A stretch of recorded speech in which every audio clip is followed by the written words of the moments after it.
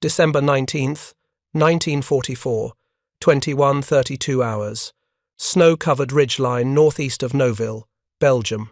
Lieutenant David Hagen's breath crystallized instantly in the sub-zero air as he crouched beside his M18 Hellcat, one gloved hand resting on the vehicle's frozen steel hull. Through the darkness, the distinctive rumble of German tank engines echoed across the frozen landscape. Panthers, maybe Tigers, the sound that made Sherman crews pray for air support. Preparing and narrating this type of story took us long efforts and hard work, so if you are enjoying the story, please consider subscribing to our channel. But Hagen wasn't in a Sherman. His driver, Corporal James Reardon, sat with both hands on the controls, engine idling just loud enough to keep fluids from freezing solid. The gunner, Sergeant Mike Chen, peered through his telescopic sight at the tree line 400 yards distant, where German armour was staging for tomorrow's assault on Bastogne. And in approximately 9 minutes, everything German tank crews believed about armoured warfare was about to be reversed.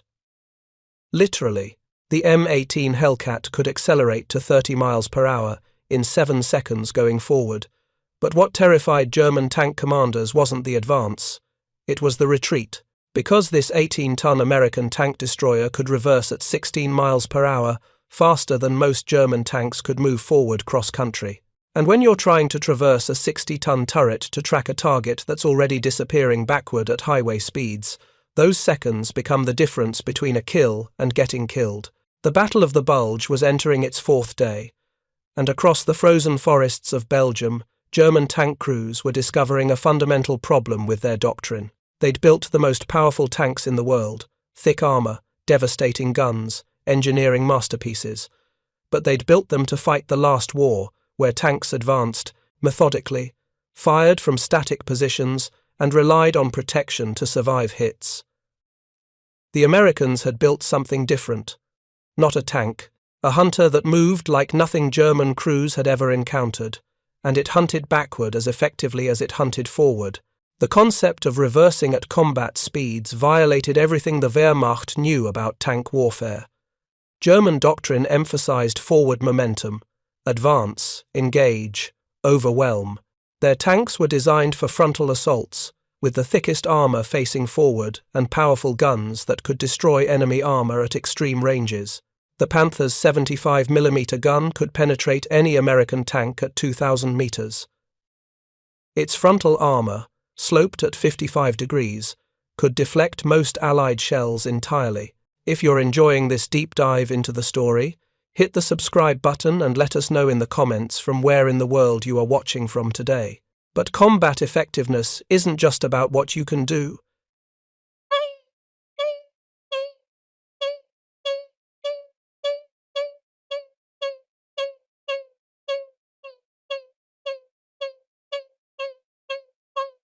And by December 1944, German tanks faced an impossible mathematical problem.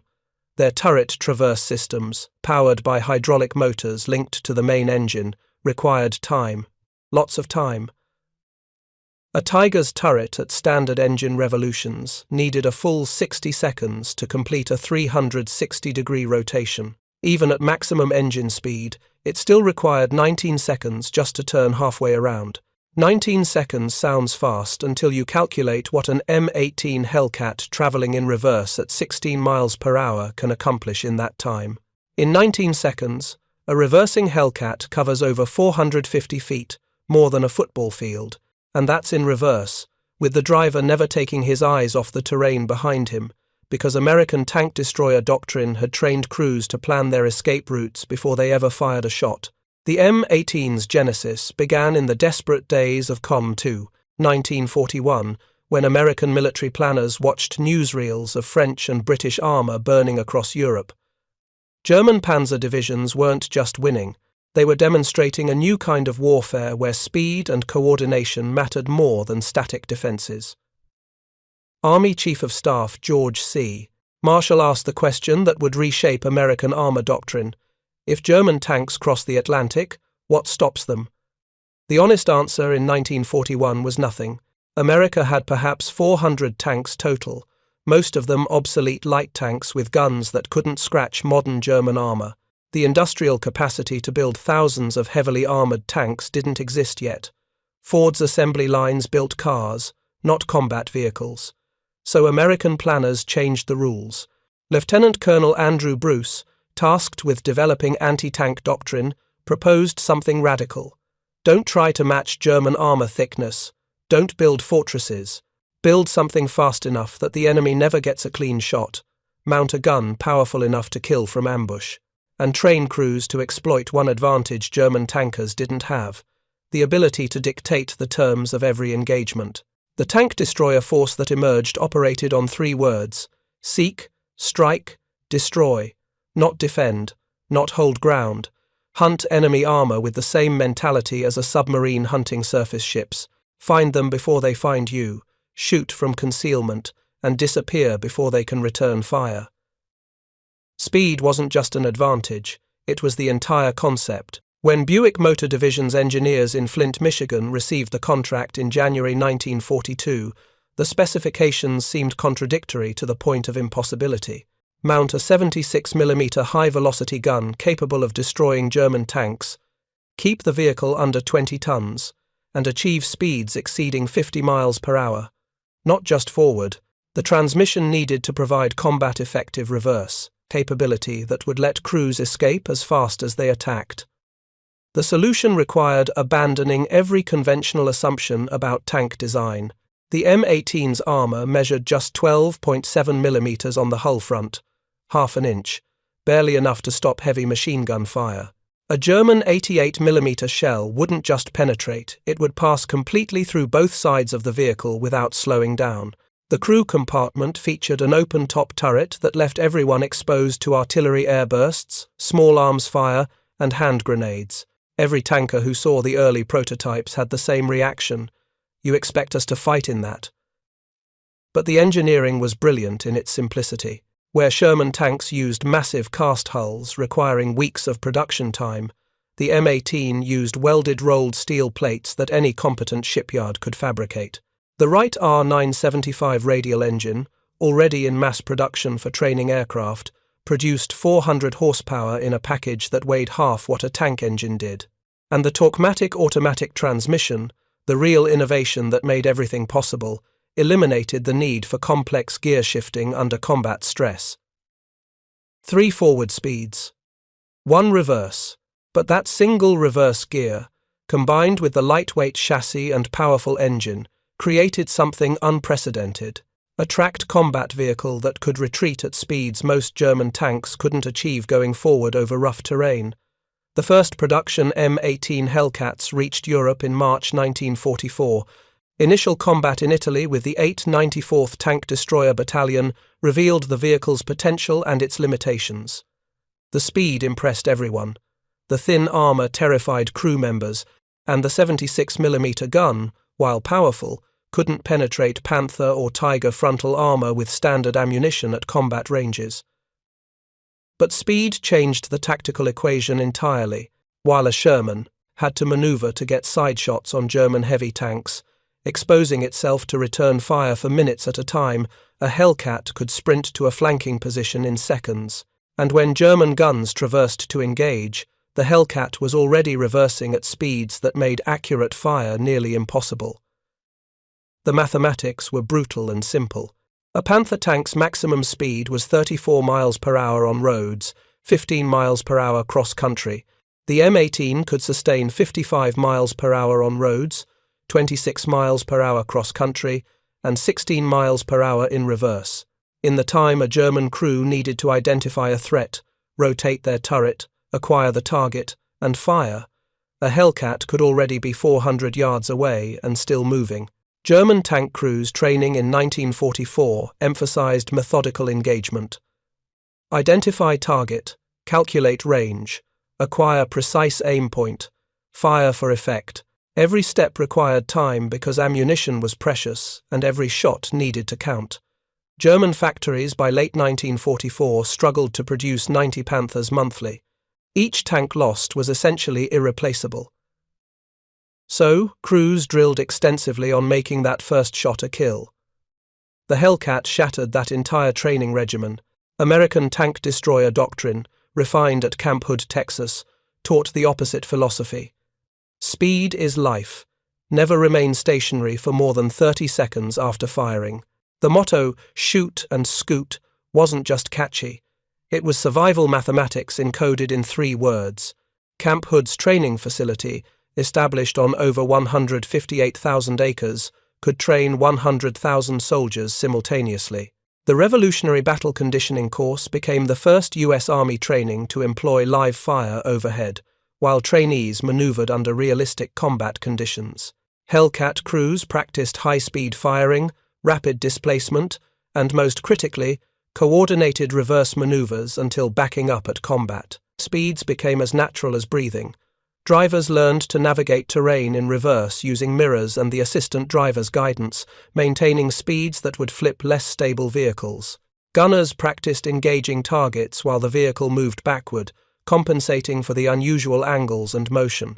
Commanders memorized escape routes before ever ordering a shot fired, because in tank destroyer doctrine, the engagement didn't end when you pulled the trigger. It ended when you'd reached your next firing position or disappeared entirely. The breakout from Normandy in August 1944 provided the first large-scale test of Hellcat doctrine. Operation Cobra, beginning July 28, saw rapid advances where traditional tank warfare would have dictated careful, covered approaches.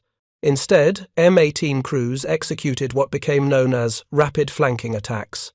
Use superior speed to strike from unexpected directions, engage before German turrets could traverse, and reverse out of the engagement faster than enemy crews could coordinate a response. The Battle of Aracourt, fought September 18 through 29 near Nancy, France, demonstrated what happened when Hellcat doctrine met German armour under conditions that should have favoured the defenders. The 704th Tank Destroyer Battalion, attached to the 4th Armoured Division, faced elements of the German 113th Panzer Brigade in heavy morning fog that reduced visibility to 30 feet. On September 19th, Lieutenant Edwin Leiper's M18 platoon encountered German armour at point-blank range.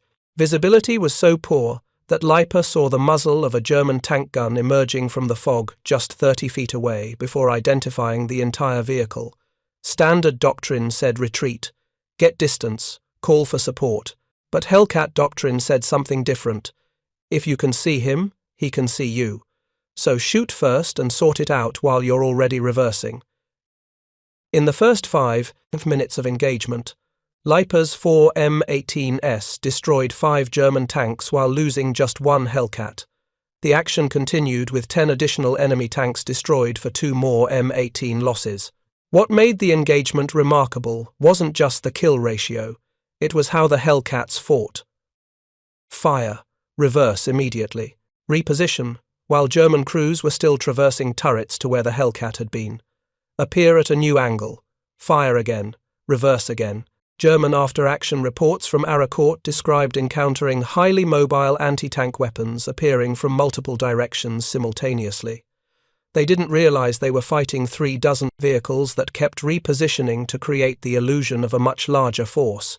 Panthers that should have dominated the battlefield instead burned in French fields, victims of flanking shots they never saw coming from vehicles that had already reversed out of sight before return fire arrived.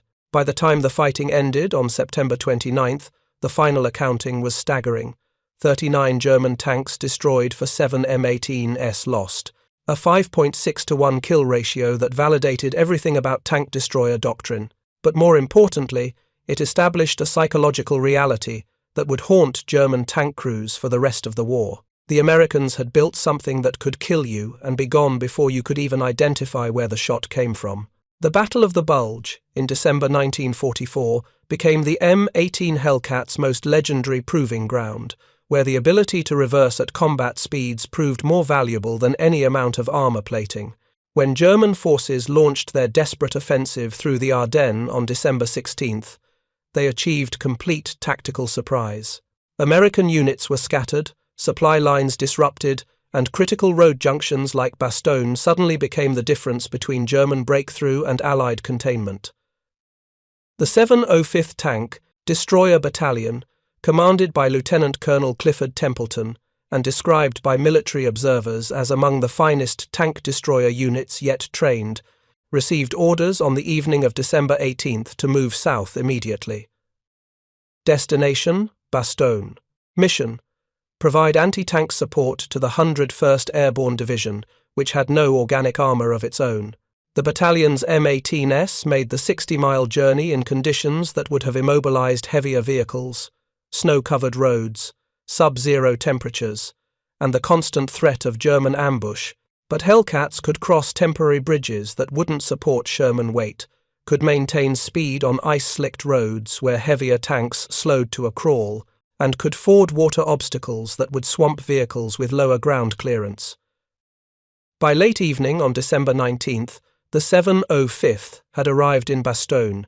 Templeton immediately detached platoons to critical defensive positions. 2 platoons to hold a bridge at Orthieuville, 1 platoon to La Roche, and on the early morning of December 20th, 1 platoon moved north to support Team Desabry, a battalion-sized task force defending Noville, the approach route where German armour was massing for an assault. This is where Lieutenant Hagen and his 4 M18s entered the fight. Noville sat just over 4 miles northeast of Bastogne, and the German 2nd Panzer Division needed to capture it to maintain momentum. Team Desabry's high-speed highway journey to reach the blocking position before German armour arrived represented one of the few documented cases where the M18's maximum speed was actually used strategically, racing ahead of an enemy force to establish defensive positions. What followed demonstrated why the ability to reverse at 16 miles per hour mattered more than armour thickness ever could. The morning of December 20th, 1944, arrived with the kind of cold that made metal painful to touch and turned breath into ice crystals. Hagen's 4 M18 Hellcats were positioned along the approaches to Noville, hull down behind rises in terrain that concealed their low profiles while providing clear sight lines to the roads German armour would use. The crews had spent the night memorising escape routes, identifying alternate firing positions, and rehearsing the coordination that would keep them alive. Tank destroyer doctrine called this position preparation, but what it really meant was planning how to run away effectively. Each commander identified not 1 but 3 withdrawal routes from every firing position. The driver studied the terrain in reverse, memorising obstacles and terrain features he'd need to navigate while looking backward. The assistant driver prepared to guide through verbal commands if visibility dropped, and the gunner calculated engagement ranges to every likely enemy approach, because you needed to know exactly when to shoot, and when shooting would just reveal your position without achieving a kill. Around 0700 hours, the German armour appeared, not cautiously probing, not advancing with infantry support, just rolling forward with the confidence of crews who knew their Panthers and Mark IVs outgunned and out-armoured anything the Americans could field. The lead tanks were perhaps 800 yards distant when Hagen gave the order his crews had trained for. Wait for flank shots, fire on command, reverse immediately. The mathematics of the engagement were predetermined by physics and engineering. A Panther's turret, even at high engine RPM, needed 19 seconds to rotate 180 degrees. In those 19 seconds, a Hellcat reversing at 16 miles per hour would cover 468 feet, call it 150 yards. By the time the German gunner had his gun pointed where the Hellcat had been, the American vehicle was already a football field and a half away and still accelerating backward. The first M18 fired at 700 yards, hitting a Panther's side armour where the 76mm gun could penetrate. The shell punched through the 40mm side plate and detonated inside the crew compartment. Before the German commander could even process that his tank was hit, the Hellcat was already reversing, engine screaming, tracks throwing up frozen dirt as it disappeared behind a ridgeline. The German tank commander did what his training dictated. He called the contact, estimated the position, and began to traverse his turret. 15 seconds later, his gun was pointed at empty ground. The Hellcat was already 300 yards from its firing position and still moving, and now a second M18 appeared from a completely different direction, fired into another Panther's side, and reversed before the German crew could even identify the threat. This was the nightmare German tank crews had started whispering about in late 1944, an enemy that appeared, killed, and vanished faster than you could respond. Not because they were better tankers. German crews by this point in the war were often better trained and more experienced than their American counterparts, but because the vehicles themselves operated on different principles. German tanks were designed to absorb hits and return fire. American tank destroyers were designed never to be where the return fire arrived. Over the next 2 hours, Hagen's 4 M18s, working in coordination with the paratroopers of the 506th Parachute Infantry Regiment's 1st Battalion, destroyed at least 14 German tanks. Some sources claim the number reached 30 when you include the other tank destroyers from the 609th Tank Destroyer Battalion that joined the fight. The exact count varies depending on which unit claimed which kill, but what's undisputed is that German forces, expecting to steamroll through Nouville with overwhelming armor superiority, instead found themselves fighting an enemy they couldn't pin down. The German division commander, observing from his command post, received reports that convinced him Nouville was defended by a much larger force than actually held the town.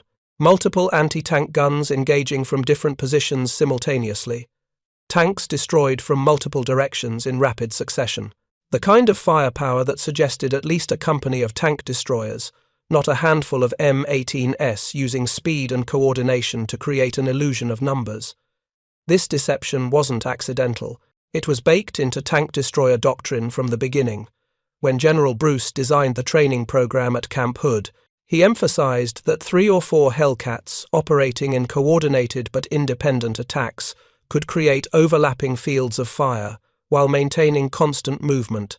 The enemy would see muzzle flashes from multiple directions and assume multiple units.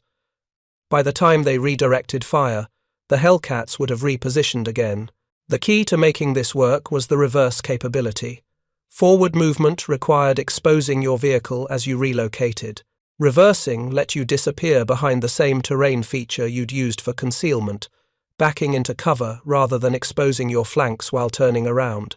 German tanks, with reverse speeds measured in single digits of miles per hour, couldn't employ these tactics even if their doctrine permitted it. A Panther could reverse at maybe 3 miles per hour, slower than a man could jog. Using reverse gear to escape danger wasn't a tactical option, it was a last resort when the transmission was already failing. So German doctrine never trained crews to fight while reversing, never practiced the coordination of backward movement under fire, and never developed the driver skills needed to maintain combat speed in reverse gear. The M18's automatic torque-matic transmission made reverse operations almost idiot-proof. The driver just pushed the lever to reverse, and the transmission handled everything else. No clutching, no coordination between throttle and gear selection. Just point the vehicle backward and accelerate. This simplicity meant that even poorly trained replacement crews could execute reverse maneuvers that would challenge veteran German drivers. By midday on December 20th, the German assault on Nouville had stalled. Not because American forces had stopped the advance through superior firepower or impenetrable defense, but because the tank destroyers had inflicted enough casualties and delays that German commanders lost confidence in their ability to push through quickly.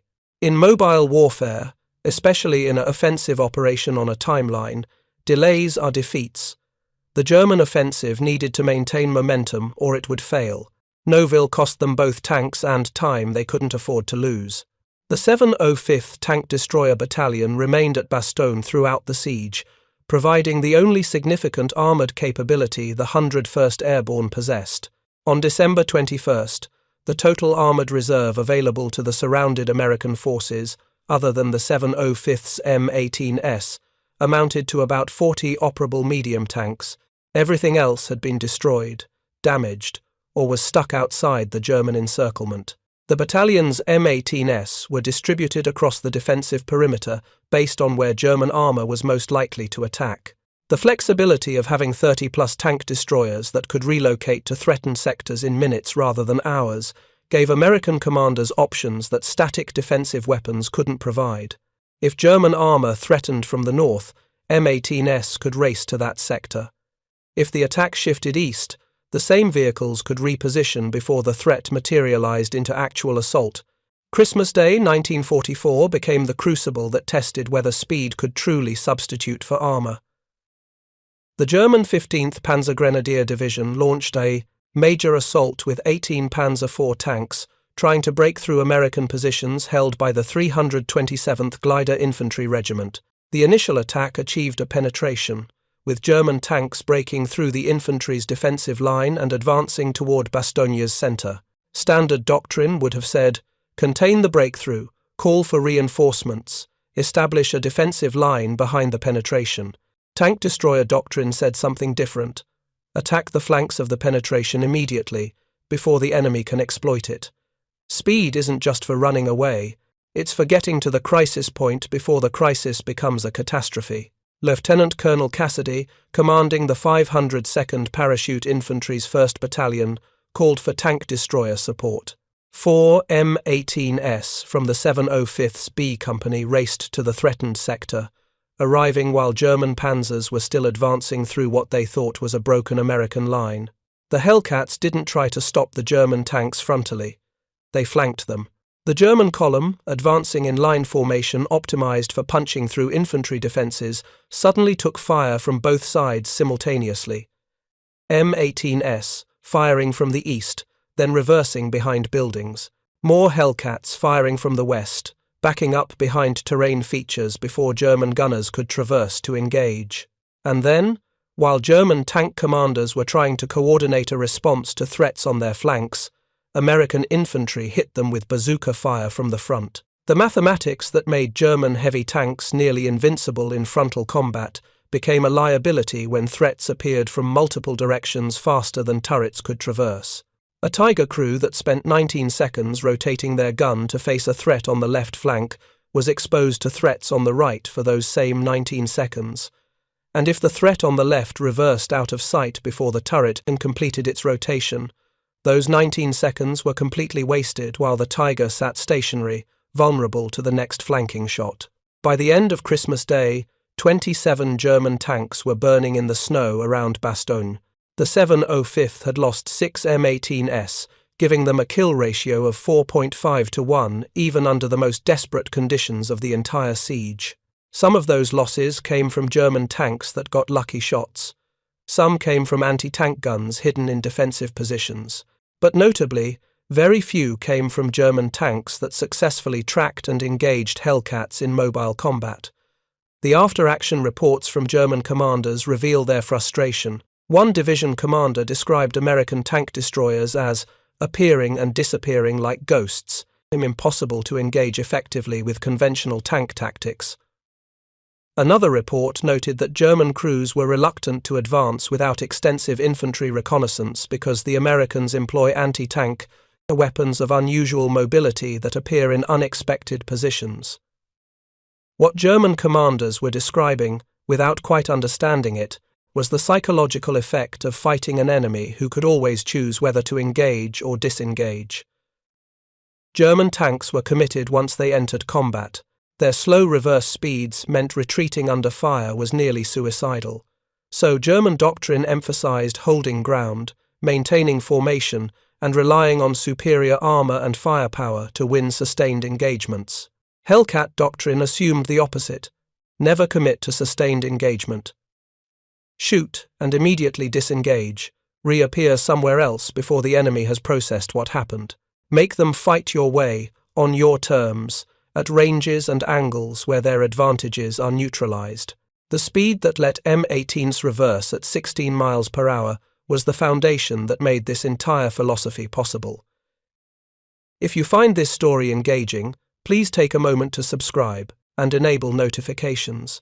It helps us continue producing in-depth content like this. The engineering that enabled combat speed reverse operations was more sophisticated than it appeared. The torque-matic transmission wasn't just an automatic gearbox. It was a torque converter system that allowed the engine to remain at high RPM while the driver modulated speed through hydraulic coupling. This meant the driver could go from full forward to full reverse without the power drops that plagued manual transmissions during gear changes. Traditional tank transmissions required the driver to disengage the clutch, shift through neutral into reverse, then re-engage the clutch while coordinating throttle. Each step introduced delay and the possibility of stalling, especially under the stress of combat when fine motor control degrades. Drivers would rush the shift and grind gears, or they'd fail to coordinate throttle and clutch, causing the engine to bog down just when maximum power was needed most. The M18's automatic system eliminated these failure points. Reverse was just another position on the shift lever. Push it, and the transmission handled everything. The torque converter absorbed the shock of rapid direction changes, protecting the drivetrain from the kind of damage that would leave a manual transmission tank stranded with a broken gearbox. And the hydromatic coupling meant smooth power delivery even at full throttle in reverse, rather than the jerky, stuttering acceleration that characterized reverse movement in German tanks. This reliability had strategic implications. Preparing and narrating this type of story took us long efforts and hard work. So, if you are enjoying the story, please consider subscribing to our channel. German armor units by late 1944 were plagued by mechanical failures that left more tanks disabled from breakdowns than from enemy fire. The Panthers' sophisticated final drive system, while technically advanced, proved fragile under sophisticated elation combat conditions. Tiger transmissions required careful operation and frequent maintenance, and the complexity of German designs meant field repairs often required specialized parts and trained mechanics that simply weren't available at the front. The M18's simplified design, using proven automotive components, meant consistent operational readiness. The Wright radial engine, derived from aircraft designs, started reliably even in sub-zero conditions. German diesel engines required careful warm-up procedures in cold weather, sometimes needing fires lit under the engine compartment just to get tanks started. Meanwhile, Hellcats could start instantly and accelerate immediately, a seemingly minor advantage that became tactically significant when rapid response was measured in minutes. The transmission's ruggedness meant Hellcat units maintained operational rates exceeding 80%, even during intensive operations like the Battle of the Bulge. For comparison, German Panther units during the same period struggled to keep 50% of their tanks operational. American logistical superiority amplified this disparity. While German tanks often sat idle for lack of fuel or spare parts, Hellcat units received consistent supplies through efficient logistics networks. The famous Red Ball Express and similar operations ensured tank destroyer battalions had the fuel, ammunition, and parts needed to maintain high operational tempo.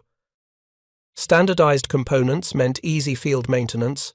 A broken track could be replaced using parts from another M18. Engine problems could be fixed with tools and knowledge that any competent mechanic possessed. The vehicle was designed from the beginning to be maintained by crews with basic training rather than requiring specialist technicians. This maintainability extended to the reverse gear system itself. The automatic transmission's fewer moving parts meant fewer failure points. When mechanical problems did occur, they were usually straightforward to diagnose and repair. German tanks, with their sophisticated manual transmissions, often suffered failures that required removing the entire transmission for workshop-level repairs, taking the vehicle out of action for days or weeks. The tactical advantage of reliable reverse capability became evident in after-action analysis. Hellcat units that successfully executed rapid reverse disengagements reported significantly lower casualty rates than units that attempted to reposition by turning around and driving forward out of engagement zones. The ability to back up while keeping the front of the vehicle oriented toward the threat meant gunners could continue to provide covering fire during withdrawal, suppressing enemy return fire that might track a fleeing vehicle. German tank crews, unable to reverse effectively, had to either stand and fight or expose their flanks and rear armor while turning to retreat. Both options carried enormous risk. Standing meant absorbing fire from American guns that might not penetrate frontally but could disable tracks, optics, or gun barrels. Turning meant presenting side armor, where even the M18's 76mm gun could achieve penetrations at combat ranges. The psychological stress this created on German crews can't be overstated. Knowing that engagement meant commitment, that once you were in a fight you couldn't easily disengage, changed how aggressively German commanders employed their armor. Tanks were increasingly held back in defensive positions rather than used offensively. The vehicles designed as breakthrough weapons became static defensive assets because mobility worked in only one direction, forward. By contrast, American tank destroyer battalions operated with the confidence that came from being able to disengage at will. Crews took calculated risks, firing from positions that would have been suicidal for less mobile vehicles, knowing they could reverse out before concentrated return fire arrived. This aggressive spirit, combined with the mechanical capability to execute rapid withdrawals, produced the combat results that defined the M18's reputation. The winter conditions during the Battle of the Bulge actually amplified the Hellcat's advantages. Snow and mud that trapped heavier vehicles posed less problem for the M18's wide tracks and low ground pressure of 10.5 pounds per square inch. German Tigers and Panthers, with ground pressures exceeding 15 psi, bogged down in conditions where Hellcats maintained mobility. And critically, they could reverse through snow and mud that would have stopped heavier vehicles cold. During the fighting around Bastogne, M18 crews reported multiple instances of successfully withdrawing through terrain that German tanks couldn't cross at all. One after-action report describes a Hellcat reversing through a snow-filled gully while a pursuing Panther, attempting to follow, became stuck and had to be abandoned by its crew. The American vehicle's ability to maintain speed in reverse over difficult terrain turned geographic obstacles into tactical advantages. The low profile of the M18, just 8.5 feet tall compared to the Panther's nearly 10 feet, also favoured reverse operations. Hull-down positions that concealed a Hellcat from German observation could be reversed out of without exposing the vehicle's silhouette. German tanks, taller and bulkier, often had to rise out of concealment before they could turn around, providing American gunners with those critical extra seconds to deliver killing shots. But the true advantage of combat speed reverse wasn't mechanical, it was doctrinal. The M18 was designed from the beginning to fight in reverse. Training emphasized backing up under fire. Tactics incorporated reverse movement as a primary maneuver rather than an emergency procedure. And command structure gave individual tank destroyer commanders the authority to disengage from unfavorable engagements without waiting for orders. German doctrine offered no equivalent. Tanks were expensive, scarce assets that shouldn't be risked unnecessarily. But once committed to combat, German commanders were expected to hold their ground and achieve decisive results. Retreating, even tactical withdrawal to better positions, carried implications of failure that discouraged commanders from authorizing disengagement until situations had already deteriorated beyond recovery. This doctrinal difference manifested in how units were employed.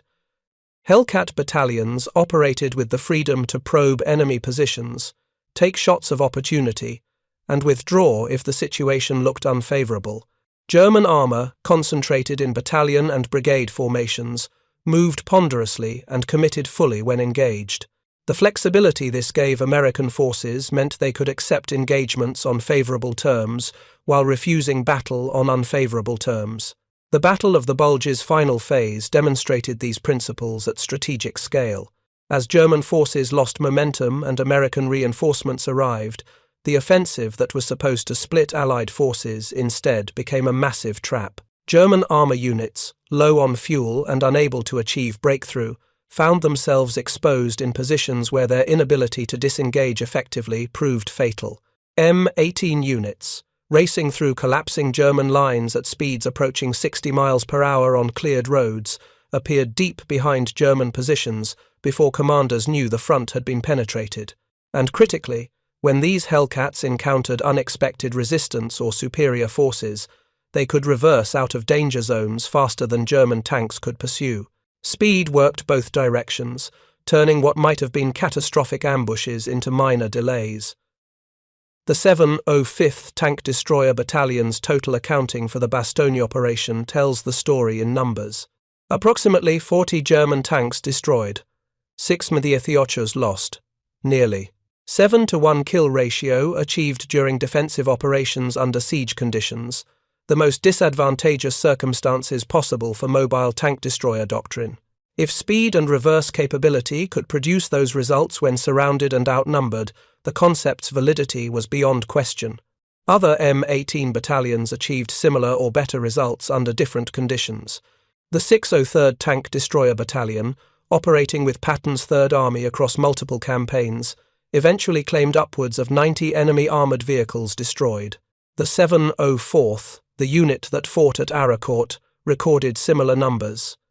And individual crews achieved remarkable personal tallies by exploiting the Hellcat's unique capabilities. Sergeant Henry Hartmann of the 704th destroyed 6 German tanks in a single engagement, using his M18 speed to repeatedly reposition between shots while German crews struggled to track his movements. His technique, refined through multiple engagements, became a teaching model. Fire from concealment, reverse immediately, while German turrets traverse. Sprint to a new position while enemy fires at empty ground. Repeat until ammunition exhausted or targets eliminated. This wasn't cowboy tactics. It was sophisticated coordination of vehicle capabilities with tactical doctrine and crew training. Hartmann's driver had memorized the terrain in reverse before the engagement started. His gunner had calculated engagement ranges to multiple firing positions, and Hartmann himself had planned the entire sequence of movements before ordering the first shot. The execution looked improvised. The preparation was meticulous. By January 1945, when the 705th was finally withdrawn from Bastogne to rest and refit, the battalion had established a reputation that would follow it through the rest of the war. When intelligence indicated German armour in a sector, commanders requested tank destroyer support specifically, and when M18 battalions arrived, German forces often delayed attacks to conduct reconnaissance that might reveal Hellcat positions. This psychological effect, German reluctance to commit armour without certainty that tank destroyers weren't present, represented strategic victory beyond the tactical kill ratios. American forces that might have been overwhelmed by concentrated German armour instead held their ground because the mere possibility of encountering M18s caused German commanders to sacrifice momentum for caution. Lieutenant Colonel Clifford Templeton, who led the 705th through Bastogne, didn't live to see the battalion's final victories. He was killed in action on March 1, 1945, during operations in southern Germany. But his leadership had proven that General Bruce's original vision-fast tank destroyers, using mobility and aggression to defeat heavier armour, wasn't just theory. It was devastating practice when executed by well-trained crews in properly designed vehicles. The M18's combat record speaks definitively about whether speed, including reverse speed, could substitute for armour protection. 526 confirmed enemy vehicle kills, 216 M18s lost to enemy fire, an overall kill-to-loss ratio of 2.4 to 1, the highest of any American tank or tank destroyer in World War II. Individual battalions often exceeded these averages, with some units achieving ratios approaching 10 to 1 under favourable conditions. But beyond the statistics lay a more important truth.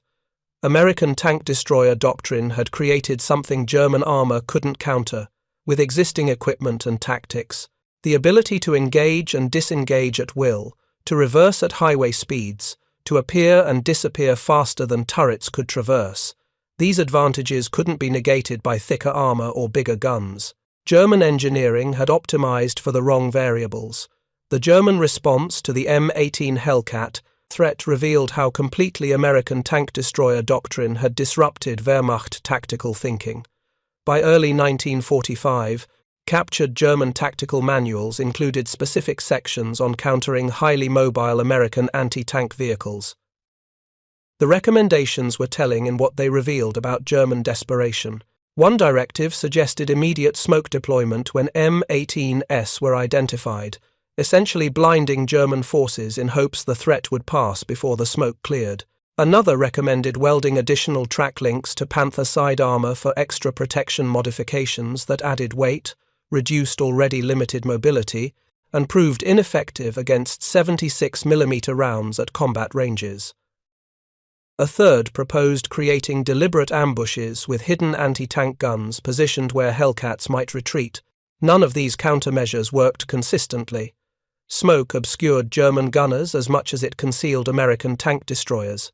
Added armour slowed German tanks even further, exacerbating the mobility disadvantage that made them vulnerable in the first place.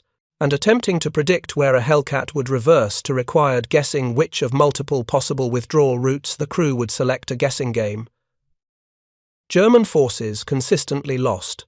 The fundamental problem was that German armor doctrine had no answer for an enemy that could dictate every engagement's terms. Wehrmacht training emphasized decisive combat, where superior firepower and protection achieved victory through sustained fire exchanges. The Hellcat refused to fight that way. It took the shot, reversed out, and reappeared elsewhere before German forces could respond with their doctrinal playbook. Some German commanders attempted to adapt by holding armor in reserve, refusing to commit tanks until infantry had cleared likely Hellcat positions. This sacrifice of momentum for security was exactly the effect American tank destroyer doctrine intended to achieve. Even when M18s weren't present, the fear that they might be caused German forces to advance cautiously, losing the speed and coordination that made panzer tactics effective. Intercepted German communications from the Battle of the Bulge revealed commanders requesting verification that no Hellcats were in their operational sectors before committing armored reserves. Hours were lost to reconnaissance, momentum sacrificed to caution. The offensive that was supposed to split Allied forces was partially paralyzed by fear of vehicles weighing less than half what a Panther did. The psychological warfare was as devastating as the actual combat kills. In March 1945, near Remagen, where American forces had captured the Ludendorff Bridge across the Rhine, M18s from the 656th Tank Destroyer Battalion crossed while the span was too damaged to support heavier vehicles. They established a defensive screen on the eastern bank, using the bridge as cover while engaging German armor attempting to approach and destroy the crossing point. The lightweight that had been criticized as the M18's fatal weakness became strategic advantage. While German heavy tanks were forced to find alternate crossing points miles away, bridges strong enough to support 60-ton, Tigers were rare and heavily defended. Hellcats could use any structure that supported truck traffic. They appeared in impossible locations behind German lines, racing across bridges that intelligence said couldn't support armor, emerging in rear areas where no American tanks should have been able to reach. One engagement near Remagen demonstrated the doctrine at its finest. Two King Tigers, attempting to approach the bridge from concealed positions, were spotted by M18 reconnaissance elements. The Hellcats couldn't penetrate Tiger II frontal armor with standard ammunition at any practical range. Doctrine said don't try. Instead, they engaged the King Tiger's tracks and optics from standoff positions, fired smoke to obscure German vision, then reversed out before the massive 88mm guns could return accurate fire. For 20 minutes, the M18s harassed the German tanks without attempting penetrating shots. The King Tiger commanders, unable to see clearly through smoke and unable to traverse their turrets fast enough to track targets that appeared and vanished in seconds, were forced to button up and withdraw. Two of the most powerful tanks in the world, with armor that no American gun could defeat frontally, were neutralized by vehicles they could have destroyed with single shots, if only they could have landed those shots. The German crews reported encountering battalion-strength anti-tank defenses when they'd actually faced 4 M18s using coordination and reverse capability to create an illusion of numbers. This consistent overestimation of American tank destroyer strength plagued German intelligence throughout the war's final months. When Hellcats appeared from multiple angles in rapid succession, German observers assumed multiple units, rather than recognizing the same vehicles, repositioning at speeds German tanks couldn't match. April 1945 saw the Ruhr Pocket become a massive encirclement of German Army Group B. M18 units, particularly the 893rd Tank Destroyer Battalion, conducted what military historians consider exemplary mobile warfare, racing through collapsing German lines at speeds approaching 60 miles per hour on cleared autobahns, appearing deep behind German positions before frontline commanders knew the front had been penetrated. These operations demonstrated reverse capability at strategic scale. When M18 units encountered unexpected resistance or found themselves in disadvantageous positions, they simply reversed at combat speed back toward friendly lines. German attempts to pursue were futile vehicles that could barely reverse at jogging speed, couldn't chase targets retreating at highway speeds. The Hellcats would be miles away before German forces could coordinate a response. One 893rd after-action report describes a platoon that penetrated 15 miles behind German lines, engaged targets of opportunity, then reversed the entire distance when they encountered a prepared defensive position. The withdrawal took less than 20 minutes. A German counterattack organized to trap the infiltrating force arrived 30 minutes later to find empty roads and confused reports about American tanks that had been there and vanished. This operational mobility, the ability to advance boldly and retreat safely, transformed how American forces could employ armor. Traditional doctrine said, don't commit tanks without supporting infantry and prepared supply lines. Hellcat doctrine said, send them anyway, worst case. They reverse out faster than the enemy can organize a response. Best case, they destroy critical targets and create chaos in enemy rear areas before withdrawing to friendly lines. The final accounting of the M18 Hellcat's impact extends beyond raw numbers, though the statistics are impressive enough. 2,507 vehicles produced between July 1943 and October 1944. 15 months of production compared to 3 years of German Panther manufacturing. Yet Hellcat units claimed 526 confirmed enemy vehicle kills, while losing 216 M18s to enemy fire. But the deeper impact was doctrinal. The Hellcat proved that mobility, including reverse mobility, could be more valuable than armor protection when properly exploited. Post-war armies studied M18 employment extensively, recognizing that speed had changed the fundamental equation of armored combat. Modern military doctrine's emphasis on shoot-and-scoot tactics, rapid displacement, and mobility as survival technique all trace roots to Hellcat operations in 1944 and 45. The Soviet Union, despite receiving only 5 M18s through Lend-Lease and showing little interest in the design during the war, incorporated similar concepts into post-war tank destroyer development. The ability to engage and immediately relocate became standard doctrine for Soviet anti-tank units facing numerically superior NATO armor. The principle that you don't need thick armor if the enemy can't hit you became axiom rather than controversial theory. NATO forces drew different lessons, emphasizing the coordination and training that made M18 tactics effective. The British developed mobile anti-tank doctrines focused on rapid repositioning. The French incorporated similar concepts into their light armor doctrine, and American forces, despite disbanding the Tank Destroyer Command in 1946, retained the training methodologies and tactical principles that had made Hellcat units successful.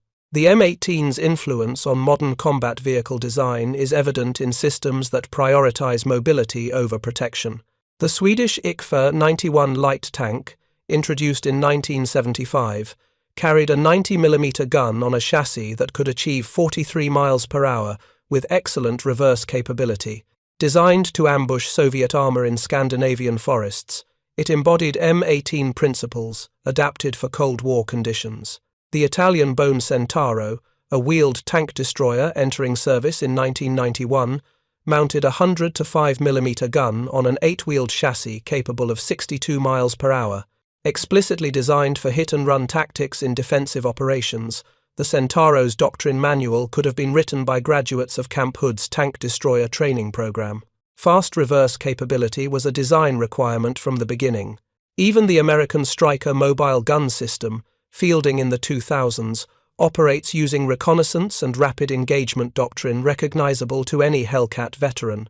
The M1128 variant, with its 100 to 5mm gun uses speed and repositioning to survive rather than relying on armor protection. The technology changed from mechanical to digital, from manual to automated, but the core concept remained.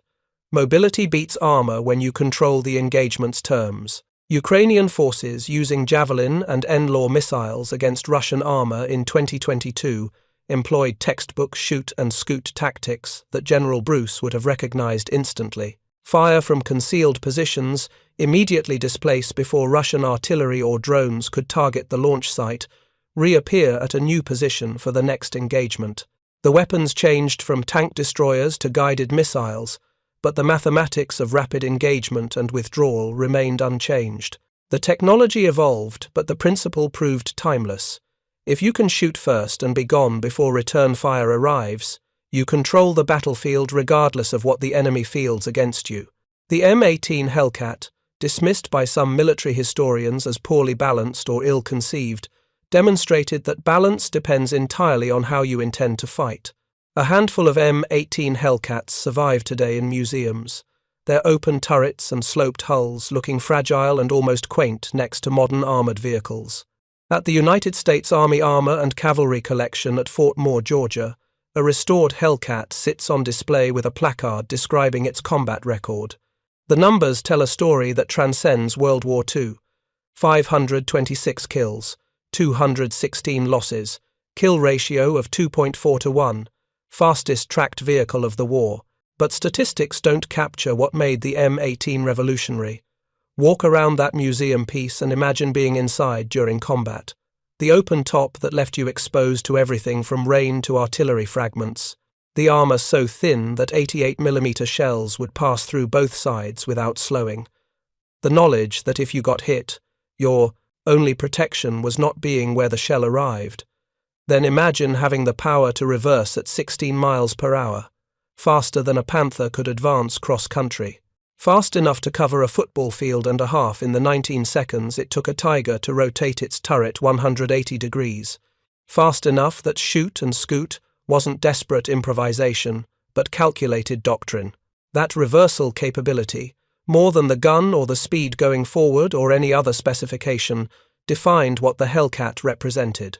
It was admission that American industry couldn't match German engineering sophistication, so American doctrine changed the rules to make sophistication irrelevant. If you can't build armor thick enough to stop their shells, build vehicles that are never where the shells arrive. The supreme irony is that German doctrine created conditions for its own defeat.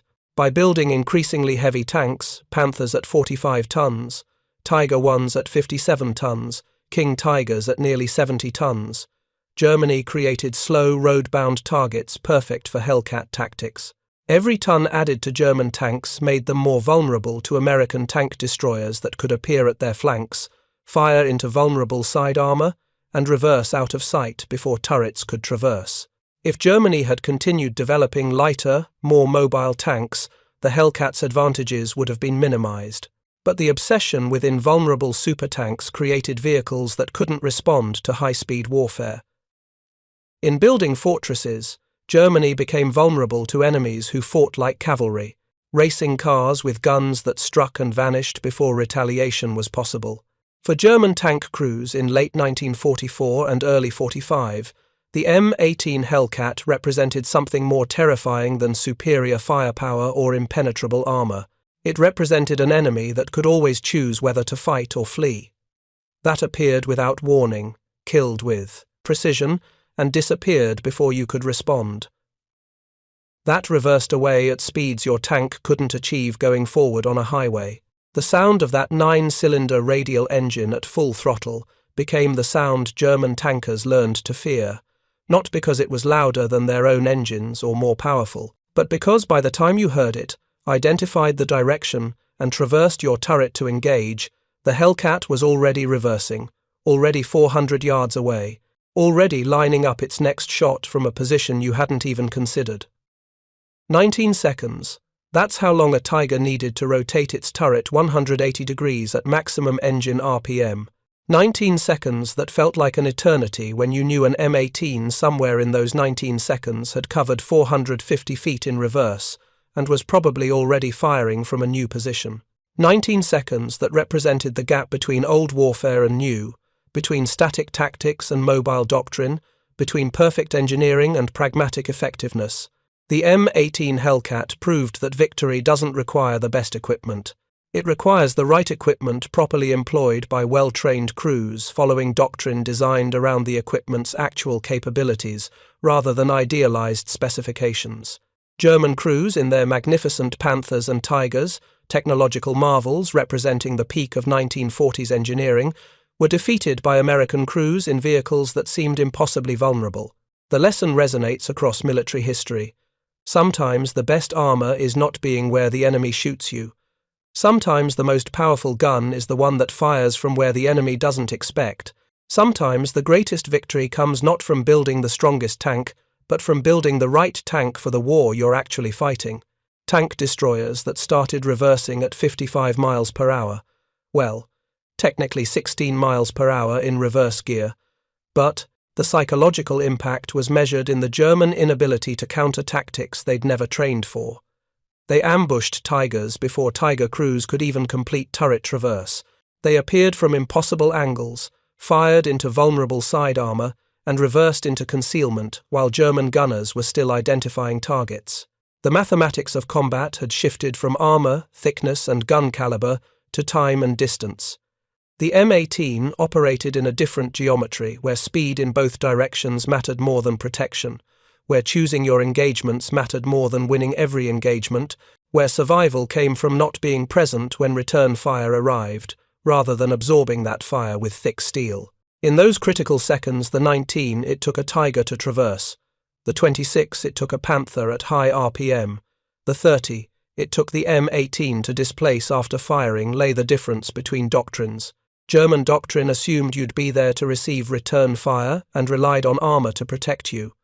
American doctrine assumed you'd be gone before return fire arrived and relied on speed to ensure absence.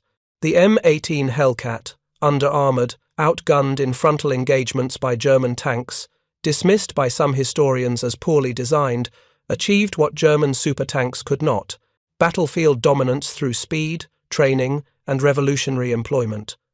Not by being invincible. By being impossible to hit. By reversing at speeds that made pursuit futile and made every engagement a game the Hellcat crews chose to play or refuse on their terms. For German tank crews facing M18 Hellcats in those final months of the war, the experience was existential frustration. You had the better tank by every measurable specification except the one that mattered most. You couldn't catch them. You couldn't pin them down. You couldn't force them to fight on your terms. They appeared, killed, and reversed away, while your turret was still rotating to face empty ground. 19 seconds, 16 miles per hour, 216 M18s lost versus 526 enemy vehicles destroyed, numbers that don't fully capture the revolution in armored warfare doctrine. The M18 Hellcat proved that sometimes going backward at high speed is the most aggressive tactical maneuver available. That retreat can be an offensive weapon when you're fast enough to retreat, reposition, and attack again before the enemy processes what happened. The fastest way to kill a Tiger wasn't to build a bigger gun or thicker armor. It was to build something that could reverse faster than the Tiger could rotate, appear where Tiger crews didn't expect, and be gone before those magnificent, sophisticated, beautifully engineered German tanks could bring their superior capabilities to bear. Speed kills. But reverse speed at combat velocities? That changed warfare itself. Thank you for watching. For more detailed historical breakdowns, check out the other videos on your screen now, and don't forget to subscribe.